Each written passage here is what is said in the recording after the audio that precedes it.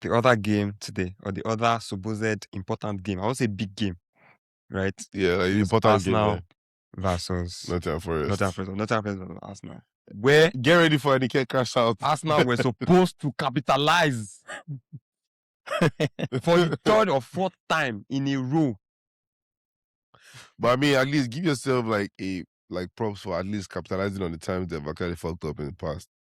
So At least see, normal Arsenal, like Bwale, you did a back to back, like Bwale, when did Bwale, you are doing this thing because you're on camera. Off camera, you will be trolling me. That, you no. guys better win a trophy. You better win something. That's bad. It's not bad. Because you come on me too now. So the reason why I am pissed is that we have been second 3 years in a row.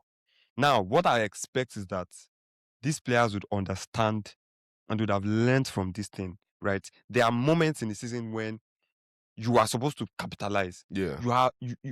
Yes, I agree that a lot of the teams this season are not in form and stuff like that. But Man City is Man City regardless.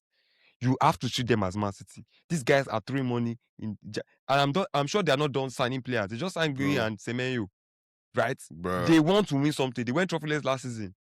Yeah. You had the opportunity to extend the gap to 9 points, which has never happened before. Man City, they've succumbed 8 points gap. That's against actually us a crazy before. stat.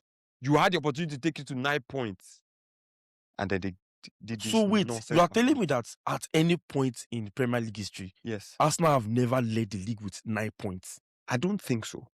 That's insane. I don't think so. I might be wrong, but I do not like think so. that's crazy. I Not do even the think so. invisible season. We might need to check that though. But here's the thing: you cannot. I mean, you have to dig deep into the statistics now. Like, okay, Yeah. at every game week, like, what was the point gap? But I don't think that it's been ever that much before. We had the chance to take it to 9. Now, no disrespect to Aston Villa, they might win tomorrow.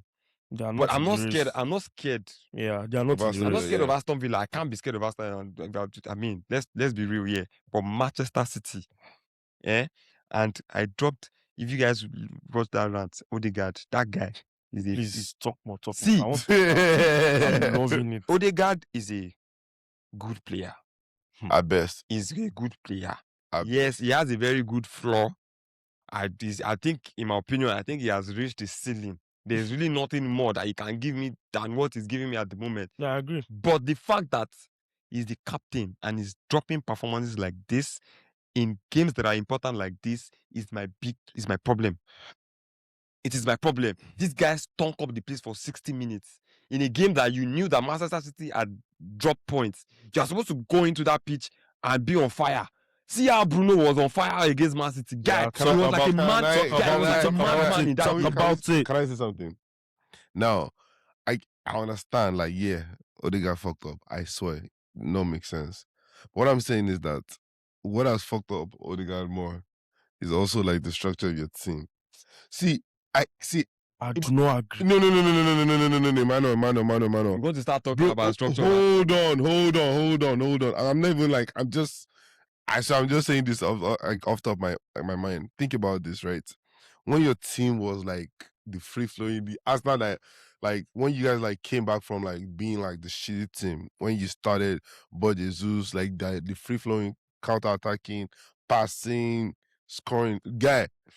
Odegaard was that guy. Bro, everybody had him in the fucking FPL, bro. You know that. So here's the thing. Bro, I'm telling you now that you guys are now more like, structured, like there's like your game is more rigid now. I don't think you'll be able to thrive in this system. That's what I think. So here's what I'll say to what you just said. Odegaard was that guy. He started off 2 things. Number 1, he was that guy. We did not win the league. Whatever it is that he did that season, whatever anyone else did that season, it did not matter because guess what? Man City won the league. If Arsenal, that is it. So free-flowing football did not work. Also, and it's also because that was the first season that we actually became a proper team. Teams were not deploying low blocks against us. Teams were still trying to see, this is the normal Arsenal, right? So we took everybody by surprise. Towards the latter end of the season, when people started to look like, this was going on, they started to like properly prepare against us, and then we struggled. We had Zinchenko at the back, who was a liability. Mm-hmm. We lost Saliba. Those were the things that happened. We didn't win the league. Yes, even Guardiola said it, that in the Premier League is hard. You need physical players as well as technical players. And that's something that Guardiola built this recent Manchester City team around. When Guardiola was in Barcelona, he didn't care for winning duels now. But the Premier League, you have to. He had players like Fernandinho, he had players like Company. These are monsters. And after those guys left, he went to go and buy players like Rodri, John Stones, Akanji, Fernando. Although Fernando didn't play that much for them. He bought tall physical players they had Fernandinho and because Fernando they are at some point. necessary. Right? So I can understand Arteta, buying the likes of Declan Rice, Merino, or yes, let's win duel and all that. It takes away the sexiness of the team. Yeah. But you cannot tell me that even the way they are, I would prefer a functional unit over finesse. Yeah. That's just me. As long as you give me my 3 points. What I will not accept. Don't tell the back on that. But go on. I'm telling you now. We will still get to your topic. Something. I will not get there. I have a bone to pick. The next boss, we are taking it. So, like, you understand what I'm trying to say? You understand what I'm trying to say? So, like, I feel you. It should not.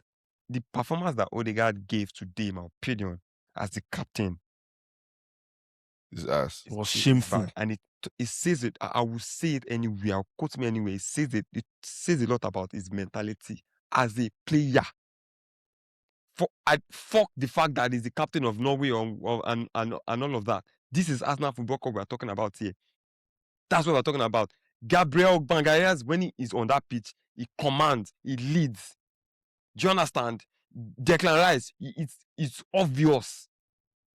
Whenever I was on a WhatsApp group, I was saying it, whenever there's a scruffle, whenever a bad decision goes against Arsenal, you will not find him there. You won't find him there. He's soft. He's like a baby. I'm sorry. Doing his hair like, get the fuck out of my club if you cannot come and Marshall, like, nice. There's something about Arsenal and air product. Arteta, Gyökeres, Odegaard. Like, there's something about Arsenal and air products. Oh my god, I can't believe this. I can't believe this, man. But you guys, you get what I'm trying to do. I get you. Like, the players are taking care of their air, but the fans are having alopecia out of stress. Out of stress. Yeah, they really have their own way. I'm not using the cup. So, like, I don't know, man. I just wanted to put that out there. Like, I'm extremely disappointed. I just hope we don't bottle this. So let me ask you one question. Given everything that you know, the fact that Arsenal are struggling, the fact that Man City are probably even worse, you guys have a 7-point lead. Are you, as an Arsenal fan, scared? Not worried. Bro, I think a worry is deserved. Now flashback, they affect them right now, bro. Like, I am scared. They've been here before. So here's the thing. Are we in a better position than we have been previously? Yes. Yeah. We are one step into the Carabao final. Last season, we lost the first semi-final to Newcastle 2-0. We lost both legs 2-0. But this time, we managed to beat Chelsea 3-2, right? We are one step into the final. Premier League, we are top, leading with currently 7 points. We are top of the Champions League. We are in the FA Cup. Everything is looking good. But it is us now. See, I always say something. Until you do it, you don't have that pedigree. Yeah. It's almost like we are going into new territory. There is no previous data for us to predict what's going to happen in terms of winning the league. The data that is available to us is that at this point of the season, Arsenal has always crumbled and faltered, right? Why are you an Arsenal fan when you can just wait? Why you can just wait? So if I'm here, and despite all the good things that are happening, I'm starting to see signs of the PTSD is setting in. I'm scared. Of course, I'm scared. And that's why players like Odegaard, like, bro, come on, you are a professional player, you are earning a lot of money. Guy, if I win this Premier League, guy, I will be relieved. I was like, finally. There's no joy anywhere. I'm not celebrating anything. I'll just day out. I don't know. I'm probably hitting blood for the very first time in my life. Really blood or whatever. Yeah, I'm telling you, like, I'll just chill. Like, guy. A journey of how many years? 20 what? How many years? 20 something years, 22 years. See, Crazy. I don't know, man, but yeah, I'm scared. I mean, if that's like if I answered your question, Yeah, that answers my question. I think I would be scared too if I was an Arsenal I guess fan. no, like bro. Even like see, it's like when Barcelona, like when we used to have like that remontada thing, where Mhm. people would like come back from, who beat people first leg, and see anytime we win first leg, I'm always not like confident to go to second leg. So I'm like, bro, yes, We'll get there. PTSD they hook me. I'll be like, bro, like I'm like, okay, I won 2-0 first leg, but guy, I'm still scared. And that thing happened again last season. Kind of, in a way. Inter Milan. Yes. No, Inter Milan was It's like Flick. It was Flick. It was Anti-Flick. Like they see. Okay. That was agree, but there's always a reason. There's always there is a no reason. excuse for you to not pack the box for the last 5 minutes of the game in a Champions League semi-final. You are leading, for Christ's sake. Why are you still going to attack? This is football 101. This is on Flick. True. That's your system. Do you know who scored equalizer against It's center back. Achebi, that 37-year-old guy. How did he find his way there to score? It's See, we'll center back. Okay, you know. We'll get to Barcelona, but yeah, I feel you. I mean, the PTA He's always there, bro. You know, while we are on Arsenal, what do you want to say about? Not Gyökeres though. No, not Okay. Gyökeres. I already told him that Gyökeres was going to blank against Liverpool and in this game, and Gyökeres delivered. But when he scored against Chelsea, I didn't see you say, "Oh, Carabao Cup," like nobody cares. Oh, it's Premier League because you are not there. struggling. Because you lost to Grimsby. Nobody cares. Can you imagine? You see, You care. You don't. You fucking care. I would. You want me to You care. on this spot? I don't. On this spot, you were. I genuinely don't. Trust me, I don't. You held Amorim. Yes, because see, I don't want us to diverge. I mean, to like, what's the word? Digress. But like, the point is that you should not lose to Grimsby, whether the game matters or not. So you care? No, I don't care, but you still should not lose to them. I don't, like, for real. I really don't. Gyökeres scored against Chelsea. But see, you guys led me to Gyökeres because I was about to talk about somebody else. Yeah. Let's say that. Easy. Okay. A couple weeks back, I made a statement on this podcast, which I was dragged for by Arsenal fans. And I said that this Eze thing is getting spooky. That's all I said. Because why would you buy a player of Eze's caliber and you are not relying on him when you need what he offers? It makes no sense. You just spent the last 10 minutes complaining about Odegaard. Yeah. The natural replacement for Odegaard is Eze. And he has basically been on the bench for the past 4 to 5 weeks, barring the game against Portsmouth, which tells you a lot that that's the kind of game they want to use him for. So now, today, Odegaard was very poor, as I said. They removed Odegaard and brought in Merino. Eze was still on the bench. It made no sense, but Arteta seems to have no problem doing it.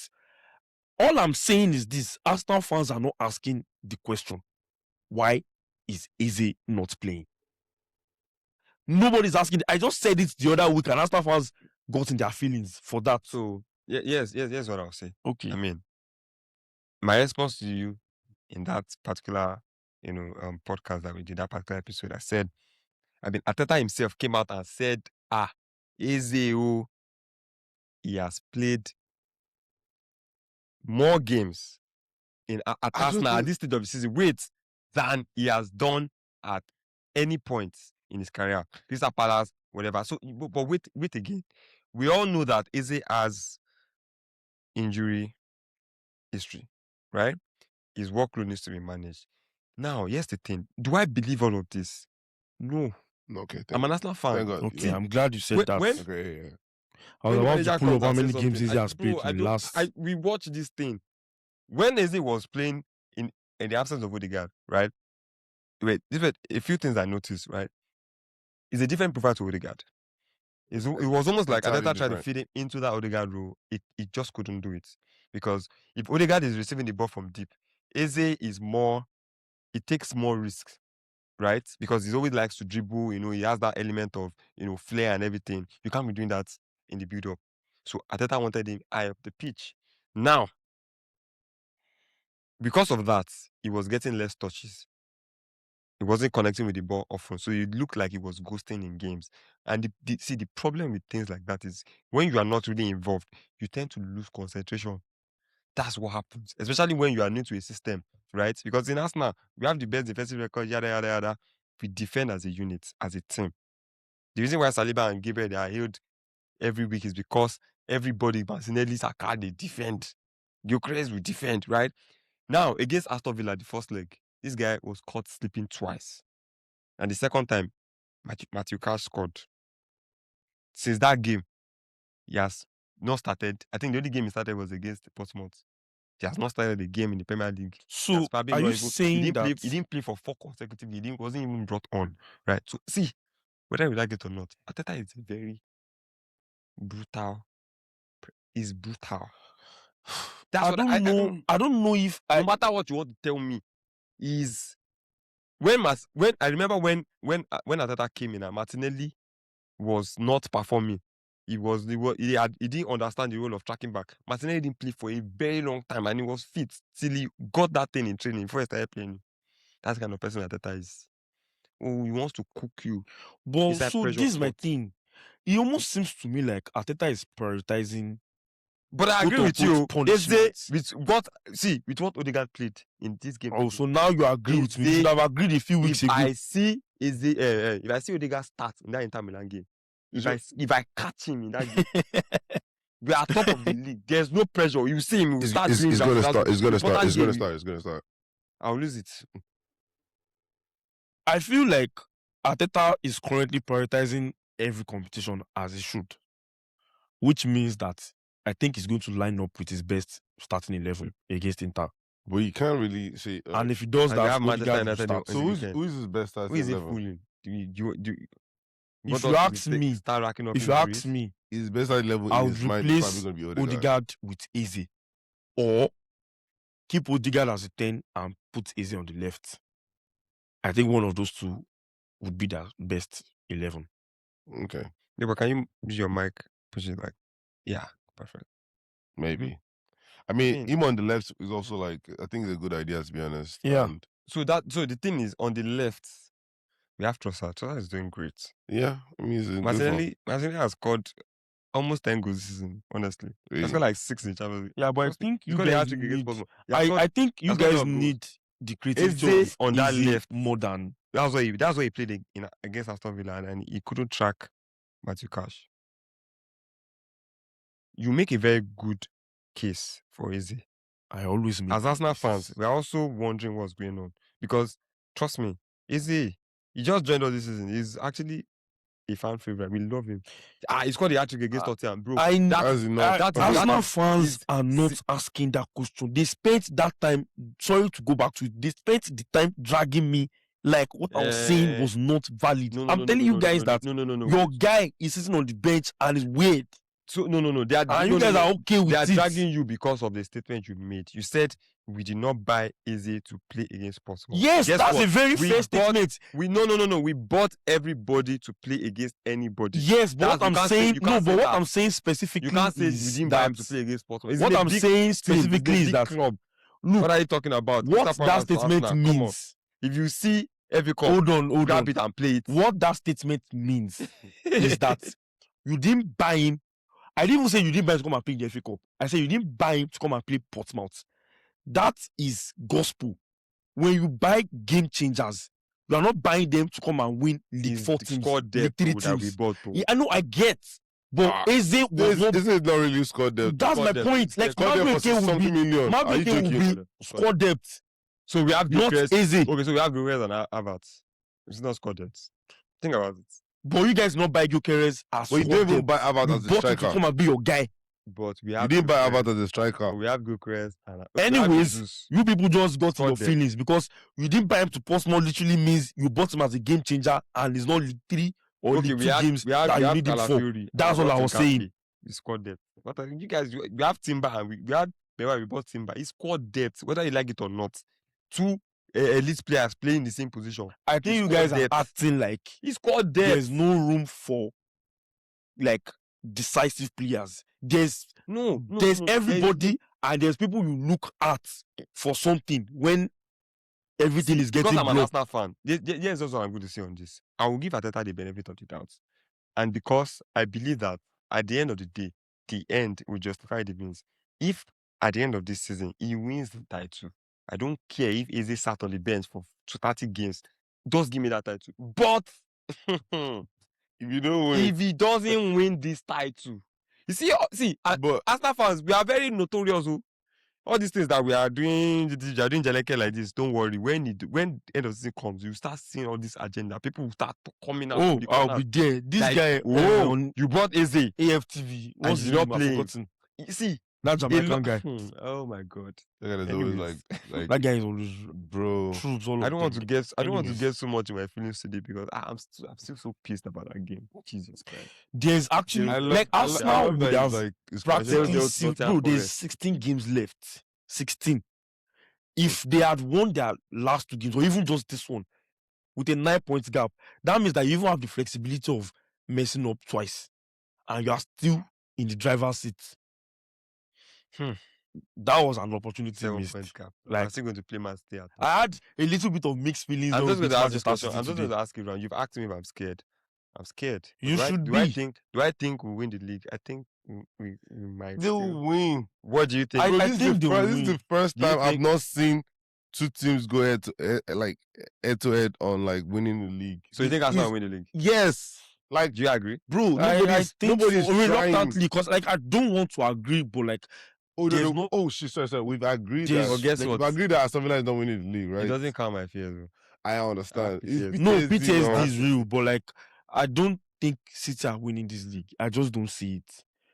Cause like Their performances have been very, yes, like they've they been very somehow. even Pep somehow like today he was talking about how after the game it was Mhm. like he had no read on Manchester United, that he didn't know what they were going to do. Like there was no to like counter what they were doing. That's weird for a coach like Pep, because he's like the master tactician. Mhm. He's like the one You're that supposed to go and superimpose yourself. yeah, guys, or like whatever he's the they- one with the And then there was in-game halftime. answers. They And so I don't showed know. their hand in the first half. I really don't see Man City doing those things that they just go on like a 20-game winning run, a 21-game winning run. Mm. I don't see it happening this year. I don't think they are just that good. Mhm. And I'll give you props. You've been calling it since the start of the season. So I'll I give you thought- your I props. thought it was 80 for a minute. Yeah, fact that I I've been did calling- agree I to thought at you the were time, tonight, but sorry. I think No, you are right. I just don't think they are good enough. You know, Maybe that's they why- can show us that's why- something different in the next few weeks. Let me Maybe, blow my but I- trumpet a bit. That's why this channel has been set up. You know, we have this Foresight. foresight. but here's the funny thing. though. Foresight. Here's the funny You thing. know? Here's the funny thing. The way we are saying that Man City are not good enough, if Arsenal prove not to be good enough too, that means that Man City don't have to be big Man City to win the league. Yes. And that's the danger there. Yeah. That's the danger. Because see, they are I'm just like The this, territory this, that their- they are- this like, Arsenal's like because we thought last season we're was their getting best to the opportunity. business end. See, let me tell you something. 2 draws in a row. I've seen this script before. See, let me tell you Apple, something. Arsenal has drew- been faltering for a while. Listen, no, that year, the first draw was against, I think it was against Liverpool, 2-2. Then the next game we drew West Ham. Went 2 goals up, we drew against them, 2-2. The third game was against Southampton. We drew 3-3. 3 draws in a row. The fourth game was against Man City. We lost 4-1. That was where our title chart ended. We blew a 7 points gap. I've seen it before. 7 points gap. With Two- that yeah, was 3 in draws. game with 30. It was 3 Now draws we are in game and with 1 loss. 22. And that was it. That game at the Etihad, Man City just climbed us. That was it. That was it. And you know what's That was funny? it. You know what's bro? funny? That was it. That was 2 This draws is- now. So you guys are like, who do you guys? See, it's not was- just the draws. It's not just the draws. Like, think about it. They've had 2 back-to-back draws. Yes. They nearly drew against Wolves. They scored 90-something minutes Oh, you mean against Man Wolves. City? No, Arsenal. Arsenal, yeah. They Yes. nearly Yeah. drew against I mean, Wolves. so those Against games- Everton, they survived by a penalty. Bournemouth was 3-2. And Bournemouth had a chance to equalize. Like, obviously, nearly doesn't kill a bed. And that's not really the point of this argument.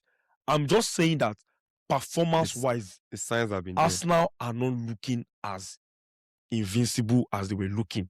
convinced. You guys are not like yes. They are not So looking you see my convincing. fear. You They see are my not looking annoyance. convincing.